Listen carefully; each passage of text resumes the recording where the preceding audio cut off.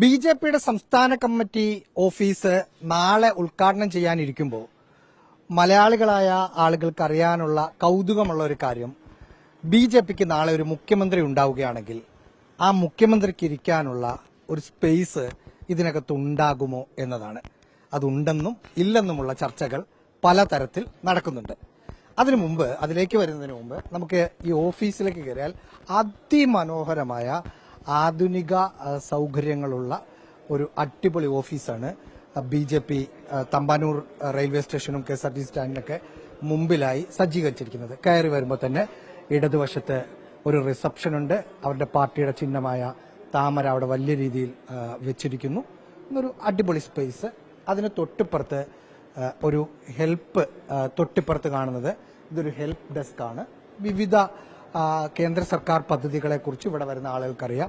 ഇവിടെ പാർട്ടിക്കാരല്ലാത്ത ആളുകൾക്കും ഇവിടെ വന്ന് ഇവിടെ വന്ന ആളുകളോട് കണ്ട് സംസാരിച്ച് മനസ്സിലാക്കി പോകാം.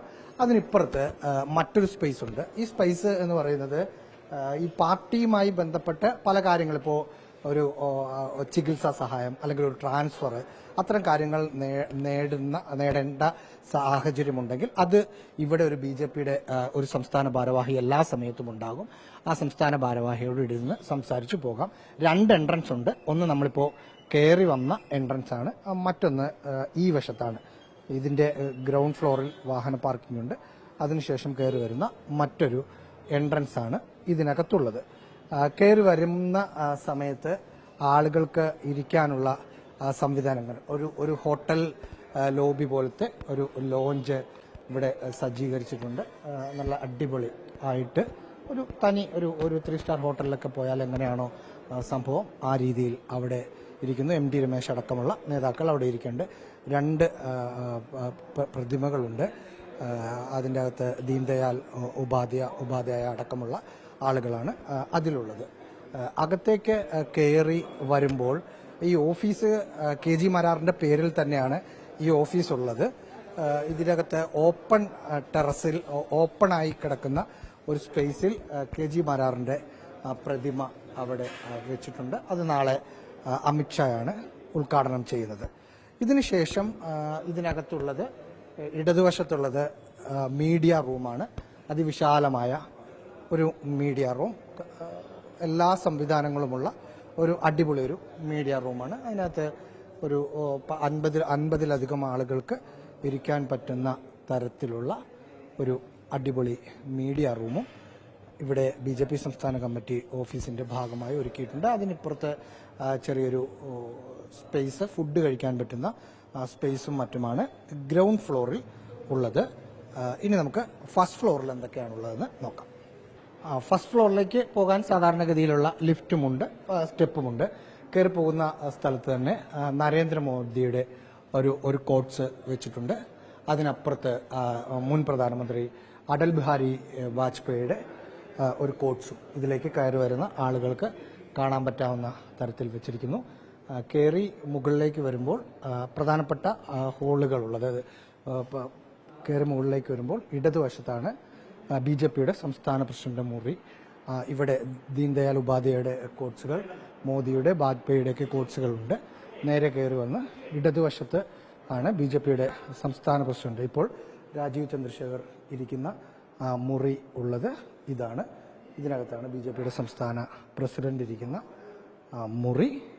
അദ്ദേഹം അതിനകത്തുണ്ട്. മറ്റു പല മീറ്റിംഗിലുമായിട്ട് അതിനകത്തേക്ക് നമ്മൾ കയറുന്നില്ല. ഒപ്പം ഓഫീസ് സെക്രട്ടറി, പ്രസിഡന്റിന്റെ ഓഫീസിന്റെ സെക്രട്ടറിയുടെ മുറിയും ഓഫീസ് സെക്ഷനുമാണുള്ളത്. ഒപ്പം ഇവിടെ ഭാരതീയ ജനതാ പാർട്ടിയുടെ ഇതുവരെയുള്ള സംസ്ഥാന പ്രസിഡന്റുമാരുടെ മുഴുവൻ പേരുകളും ഏത് കാലയളവിലാണ് അവർ ഭാരവാഹിയായിരുന്നത് എന്ന് വ്യക്തമാക്കുന്നുണ്ട്. ഇതിൽ CK പത്മനാഭൻ പ്രസിഡന്റായിരുന്ന സമയത്താണ് ഈ ഭൂമി 1998 കാലഘട്ടത്തിലാണ് 65 സെന്റ് വരുന്ന ഈ ഭൂമി വാങ്ങിയത്. കുമ്മനം രാജശേഖരൻ പ്രസിഡന്റായിരുന്ന 2017 തറക്കല്ല് ഇട്ടത്. ഒപ്പം രാജീവ് ചന്ദ്രശേഖരൻ വരുന്ന ദിവസം ഉദ്ഘാടനവും ചെയ്യുന്നു.